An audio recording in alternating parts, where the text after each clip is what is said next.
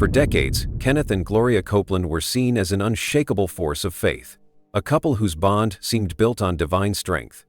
But now, after Gloria's passing, Kenneth has broken his silence, and what he's revealed has left even longtime followers stunned. Hidden letters, private recordings, and a truth so personal it's rewriting everything people thought they knew about their marriage, their ministry, and the woman behind the pulpit. The room was silent, almost too silent. Every seat was filled, yet no one dared to breathe too loud. They had come expecting a tribute, a message of comfort after Gloria Copeland's passing. But what they got instead was something raw, something they had never seen before. Kenneth Copeland stood at the podium, but he didn't look like the confident preacher who had spent decades commanding stages across the world. His shoulders were heavy, his eyes tired, and his hands trembled slightly as he adjusted the microphone.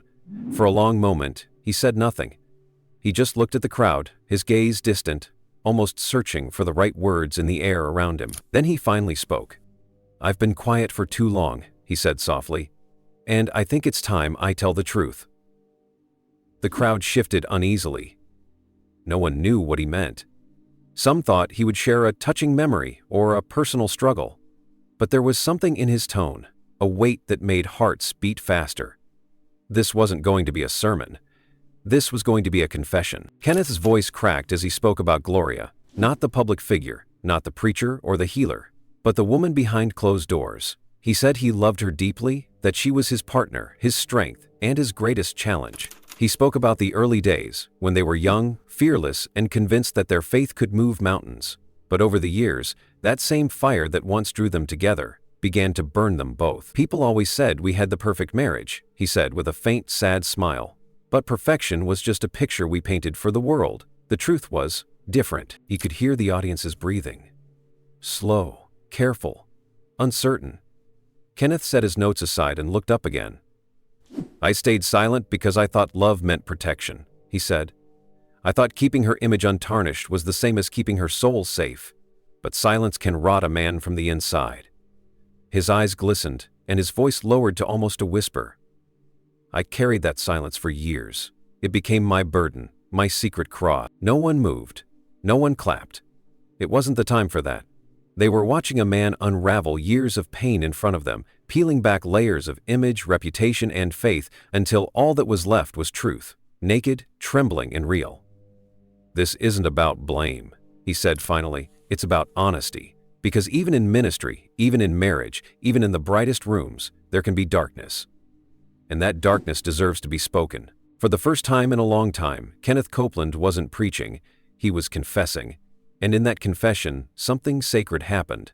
Not a sermon, not a spectacle, but the sound of silence finally breaking. The cameras always caught the smiles. That was the first thing people noticed about Kenneth and Gloria. How they looked perfectly in sync, like two halves of the same heartbeat. On stage, they laughed, they prayed, they preached with power. Their words carried weight, their love seemed unshakable, and their ministry looked unstoppable. People called them the golden couple of faith. But behind the curtain, when the lights went off and the audience disappeared, another story began. One that no camera ever captured. It started small, the way cracks usually do. A disagreement here, a cold silence there. They were both strong-willed, passionate, and stubborn.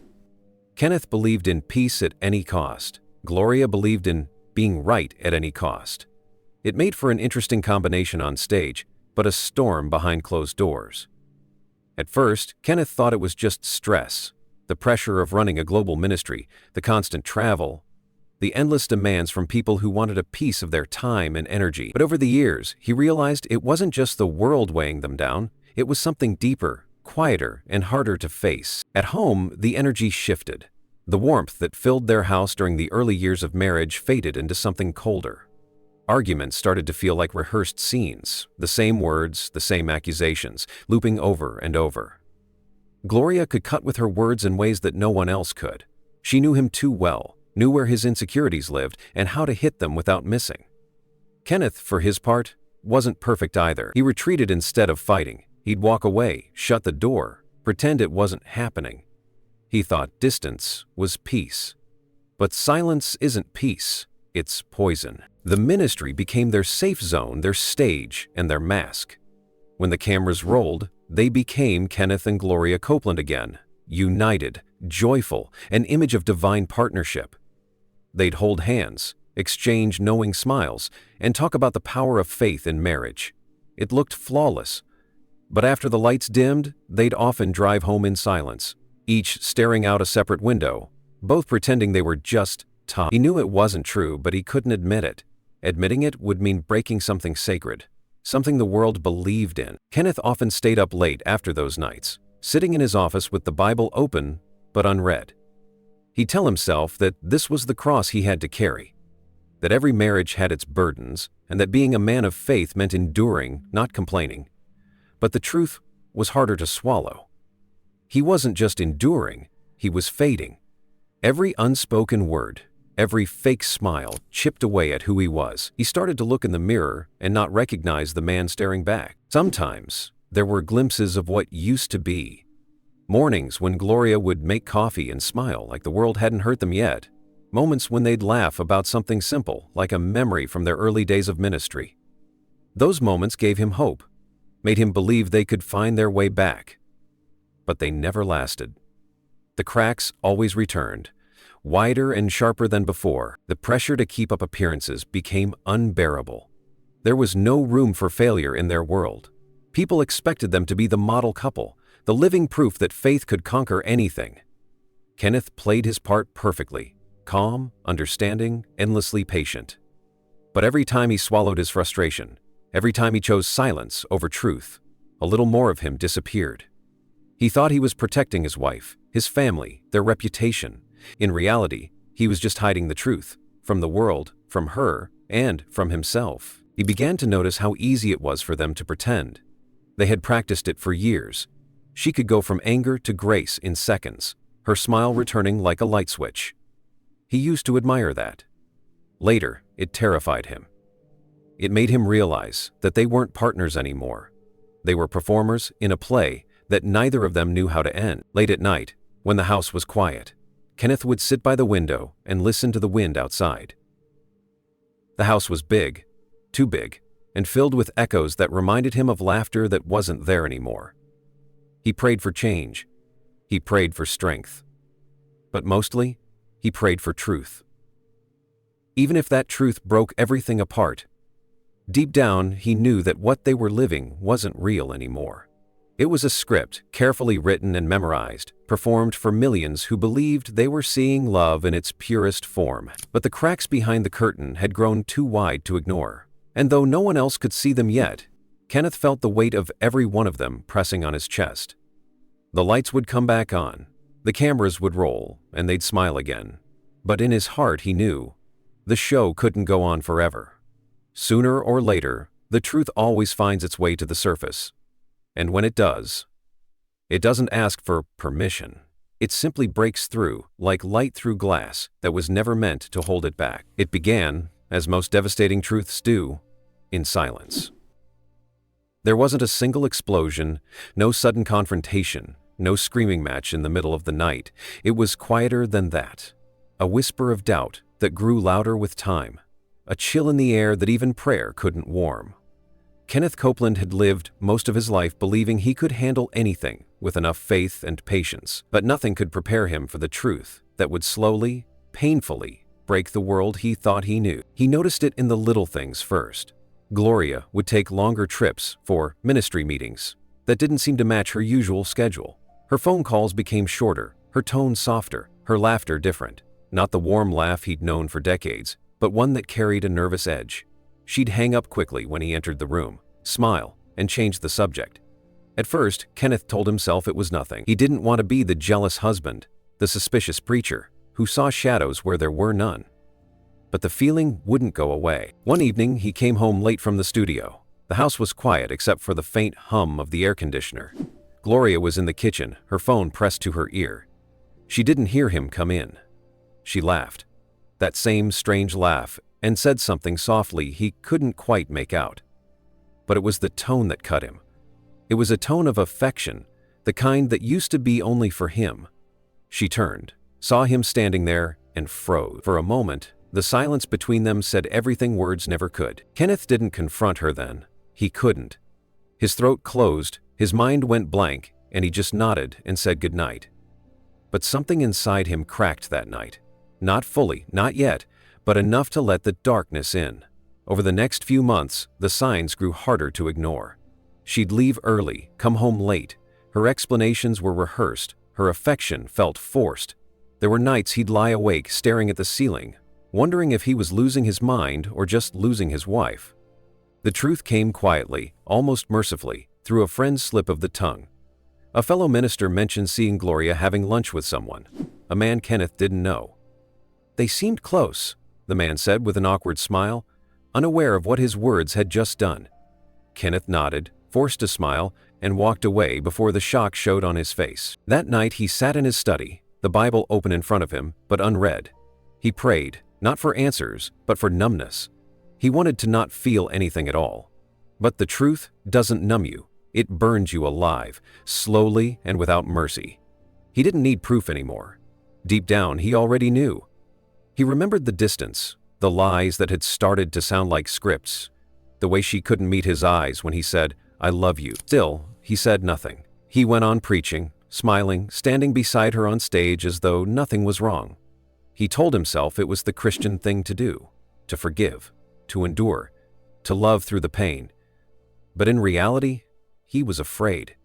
Afraid that if the truth came out, it would destroy not only their marriage, but their ministry, their reputation, everything they had built. Gloria, for her part, never confessed. She was careful, painfully careful. When he looked at her, he saw guilt flicker behind her eyes, but she never said a word. Sometimes she'd reach for his hand as if to remind him they were still partners.